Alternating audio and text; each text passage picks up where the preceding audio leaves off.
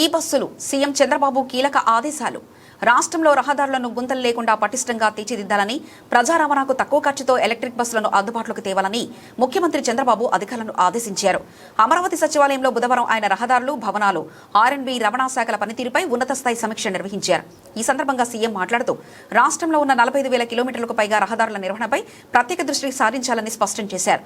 కేవలం మరమ్మతులు చేయడమే కాకుండా ఆయా ప్రాంతాల్లోని భౌగోళిక పరిస్థితులను శాస్త్రీయంగా అధ్యయనం చేసి వాటికి అనుగుణంగా నాణ్యమైన రోడ్లను నిర్మించాలని సూచించారు. మెరుగైన రహదారుల ద్వారానే ప్రజలకు మౌలిక సదుపాయాలు చేరువవుతాయని, తద్వారా రాష్ట్ర అభివృద్ధి వేగవంతమవుతుందని ఆయన అభిప్రాయపడ్డారు.